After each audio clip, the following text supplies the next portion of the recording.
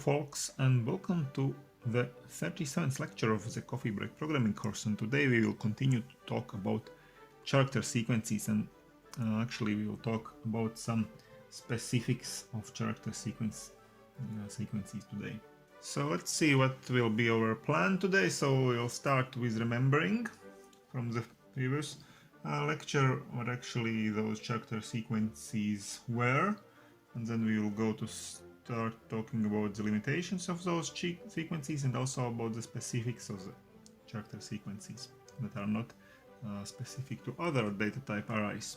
And finally we will see some specific commands which we will continue to talk about in the next lecture. So let's start with remembering what character sequences were. And if you remember from the previous lecture, character sequences are just char arrays. So char arrays can be of two types.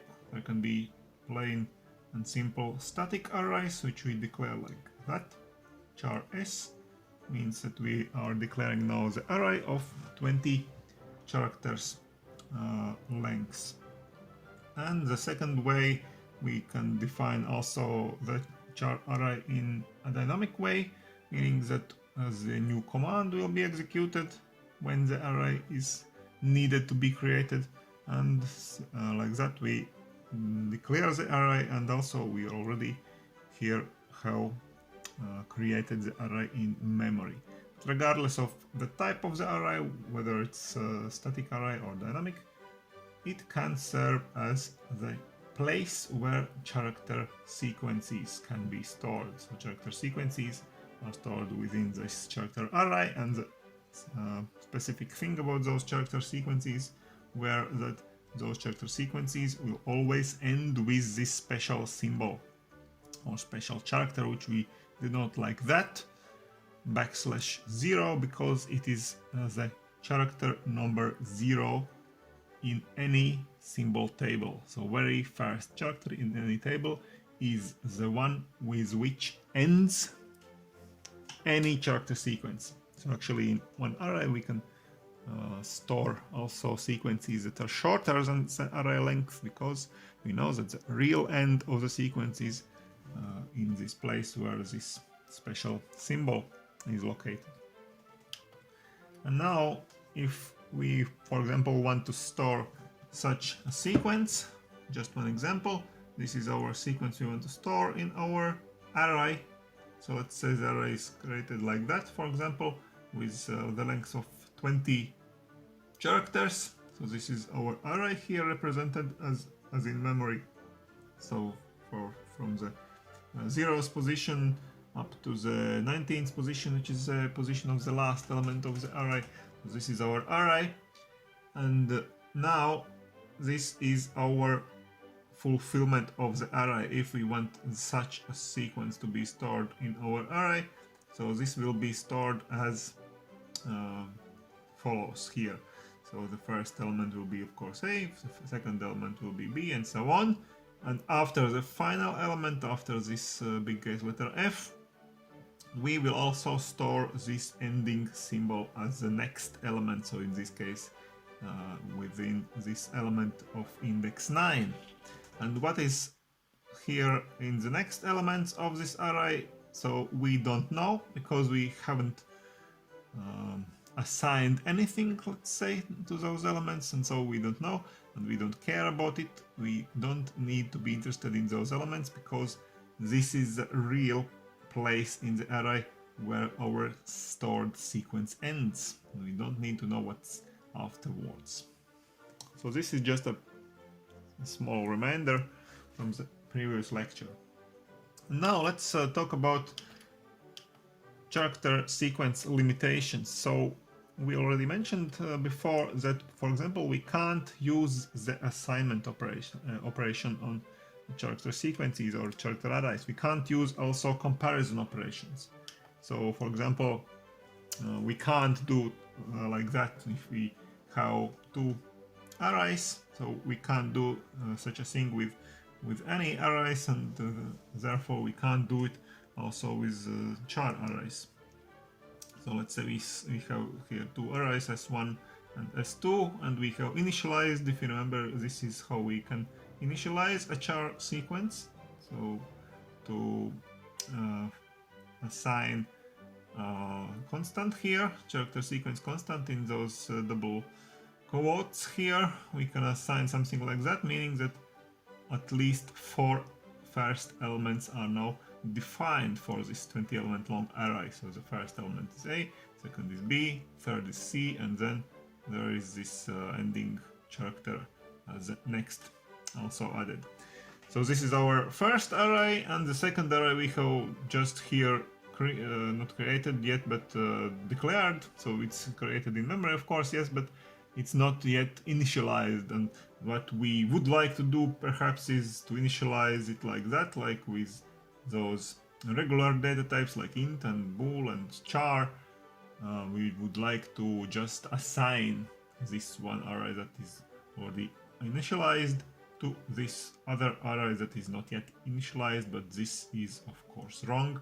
We can't do it like that with any arrays, and also not with the char arrays, not with character sequences. And also the same applies to the comparison operators. We can't, for example, ask within the if statement whether or not those two arrays are the same. So this won't work correctly. So this doesn't mean that we are comparing two arrays. And actually, in some way, it works. So actually, those operations, both assignment operations in this case and comparison operations, are performed on the pointer to the array. So we remember that there is such a thing which we call the pointer, which was more explicitly stated when we created the array in dynamic way. So we created the pointer, and then we created the very array, and we assign this array to this pointer, and so we draw in the memory that pointer points to the array. But also in static case, we can think of the array as just a pointer to the array in the memory. And actually, those operations, assignment operations and comparison operations, can really be performed on pointers. But in this lecture, we won't go into much detail about those pointer operations. We will talk about those pointers and pointer operations very much in detail in future lectures. But let's just see one slide, perhaps to get the first impression what does it actually mean to perform some operations on pointers. So let's say we have again those two arrays here. So we have this array S1. So in this case, the array S1 is created dynamically. So we create really a pointer here. This one is a pointer to the array, and immediately we already also with the new command we create the array in memory with 20 characters inside the array.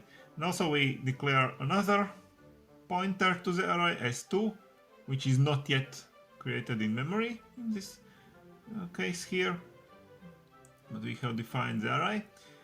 And then let's say we assign some elements to our first array. So as the first 4 elements, let's say, would be the same as before, but in this case it's not possible to use a constant of the data type char sequence, because we can only use this constant in this notation ABC in double quotes. We can also only add this constant to the array when we are declaring the array. So this is not possible in this case because the array is already declared here and made. We just assign elements one by one. So to the first element, to the element number 0, we assign, let's say, letter A. To the next element, we assign letter B, then C, and then the ending symbol. So we create the fulfillment of the array, so to say. So first 4 elements are now declared. And now let's say we'd like to see what is actually in memory. So for the second array, actually it's not yet created in memory, so here we would like also to create something. So it's not written here. I think I have just forgotten, but normally you would write also either here where you declare the array S2, or afterwards. Of course you need to also use the new command and let's say you create the same length of array, so also for the S2, but we haven't initialized the array S2, so for the array S2 you can see here that the random contents can appear here within this array, so some random elements are here, but for the array S1 we have initialized the first 4 elements, so this part of the array till this place, and afterwards there are some random elements, of course, which we haven't initialized, so the containment of the array is random here. And so let's see now what happens actually when we write something like that. So as I said before, this is not a correct way how we assign arrays one to another. We can't do it like that, but if we write something like that, it's understood by the performer as a pointer operation. So it means that this pointer S1, this is a pointer declared here, so this pointer S1 is assigned to this one. So these two are just regular variables, pointers, and so the content of this in this case pointer S1, the content is assigned to this place in memory. And what is actually the content of this array? So the content of this array is the pointer. So we can say that the content of this array points to this place in memory where this array begins. So this S1 array begins. So this is the content of this S1, and now it's assigned to this variable S2. And what does it mean? It means that something like that happens. So we can see that now after this operation also pointer S2 points to the same place in memory, to here. Okay, so it doesn't anymore points to this one element here, but it now points to here. This is what a pointer operation means. So what the pointer assignment operation in this case means.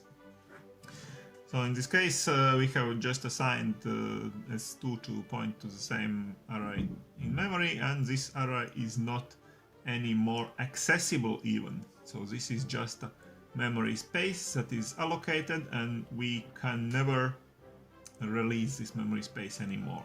So because no pointer points to the array anymore. So this is just a small insight into those pointer operations. We won't go into any more details about them now. So let's continue the lecture with the specifics. What are some specifics of the character sequences? And the first of all, input and output operations, which we actually have already seen. So entering the whole sequence with this cin command is really possible for character arrays only. So not for any other arrays, of course. Integer array cannot be entered by the cin command. We have to enter one element by one. But for character sequence it's possible, so we just declare the sequence here, and afterwards we can write it like that, cin s, meaning that the whole sequence is now entered by the user. And then the user presses enter, and then the cin command puts all the elements received from the user into this array.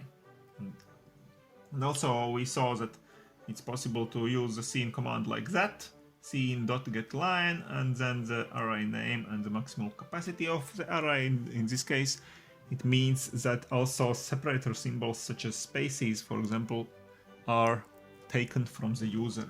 And this getLine command takes no more actually than 19 characters from the user input, because one character needs to be reserved, the space needs to be reserved for the ending symbol, because the cin command also puts the ending symbol at the end after the final element received from the user. So it doesn't depend on the way how we use the cin command. Either we write like that or we write like that. In any way, the cin command puts the ending symbol at the end of the entered sequence. So this is how the cin command works. And also the cout command, so printing out the whole sequence is possible with cout command. This is a specific again For the character arrays, of course, we can't do it like that with some integer arrays. We have to print elements one by one, but with character arrays, with those sequences, we can write like that.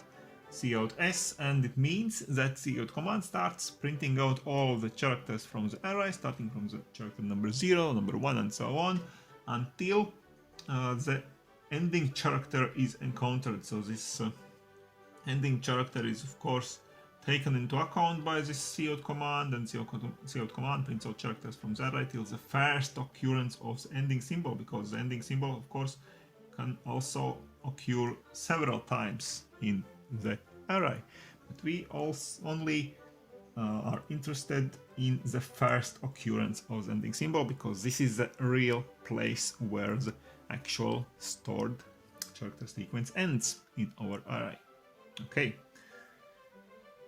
So let's see one small example here. So here we can see that we are exploiting again the character sequence, and some printouts occur. So here we can see some printouts in actually 4 places. So 4 times something is printed out. So let's now try to think by ourselves what is printed out here.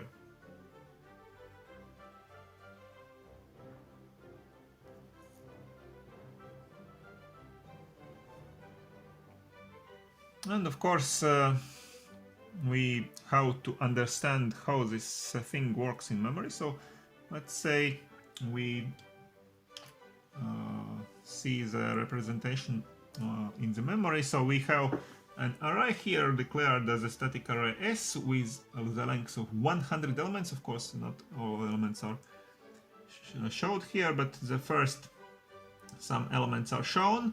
So the first fulfillment of the array is like that, so we can write it like that in double quotes, constant of the character sequence in place where we declare the array. So the static array here is declared, so we can assign this, and the fulfillment of the array is as follows. So the first elements, hello, comma, the space also here, this is a space element here, and world with the exclamation mark, and afterwards also the ending character is put. This is what those double quotes actually mean, that the ending character is also included here. And afterwards here we don't know what's happening in the memory, so some random contents.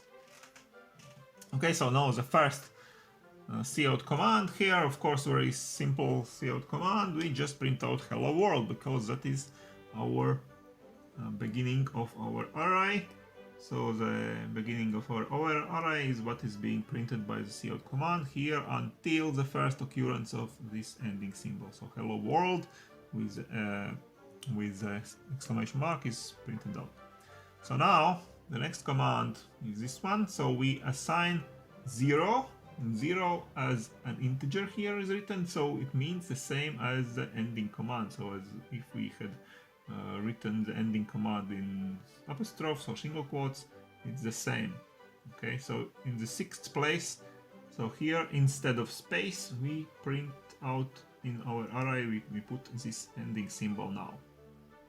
So what happens now here when we print out S again print out command, cout command prints out all the elements from the beginning until it encounters the first occurrence of our ending symbol, which is here. And now, so written here is the ending symbol, and now just hello, and the comma is printed out, and then our sequence ends. So now our array represents the character sequence, this one only. Okay. So now let's go further. So now we have introduced variable I, 5, and here is again this shorthand notation. If you remember, ++ is afterwards, so the I++ will be the final command here. And the first command is like that, S number I, assign exclamation mark. So now if we do it like that, so we assign the exclamation mark to the 5th element, because I is 5. So 5th element here, we assign exclamation mark instead of this comma. and then the I is incremented by 1, and I is now 6. Okay, and now we print out S again, and what's printed out, of course, hello, and this exclamation mark, and here ends again. The sequence ends, so now this fulfillment is like that. So we print out hello and the exclamation mark, then the sequence ends, and finally now we print out, we put into our array exclamation mark in this position number I, and if you remember that I was 6, so we now put the exclamation mark here in this position. We override the previous content, so now the fulfillment of the array is like that. And now finally we print out S. So what is being printed out now? We go through the array searching for the first occurrence of our ending symbol, which is here again. So this is what's printing out now. Hello, 2 exclamation marks, world, exclamation mark, and then ends our array. So this is what's printed out. Okay, and so finally let's say some other specific commands, and actually we won't go into detail here and we won't mention all of those commands in this lecture, but this will be the topic of the next lecture. But here we will just mention what some of those commands are. So first of all, assigning one sequence to another, so this thing which we would like to write something like that, to assign one sequence to another. This is wrong, of course, as we saw, we can't do it like that, but for this exact purpose there is a specific command that allows us to assign one sequence to another, or add one sequence to the end of another sequence. Also, the sequence concatenation, it is called. This is a very common operation. Finding the length of the sequence, we already saw in the previous lecture how the length of the sequence can be established, how we can go in a loop through the sequence, through the array, and search for the ending symbol, but also for this purpose a specific command exists, and of course also comparing sequences, so that we don't have to write it like that with those two assignment operations, which is actually a comparison operator. So this is not correct way of writing, of course, and for this one also a specific command exists. Okay, so this is about this lecture. So we saw the character sequences again, remind ourselves what they were, and then we saw the character sequence limitations, some limitations, what we can't do with character sequences, but then we saw also what we can do with character sequences and what was specifics, which is not true with other type of arrays, input output, for example, and also other specific commands. We saw mentioning them, but in the next lecture we will go in more detail through those other specific commands. So stay tuned to my channel, come back tomorrow for the homework of this lecture, subscribe to my channel, and see you soon. Bye!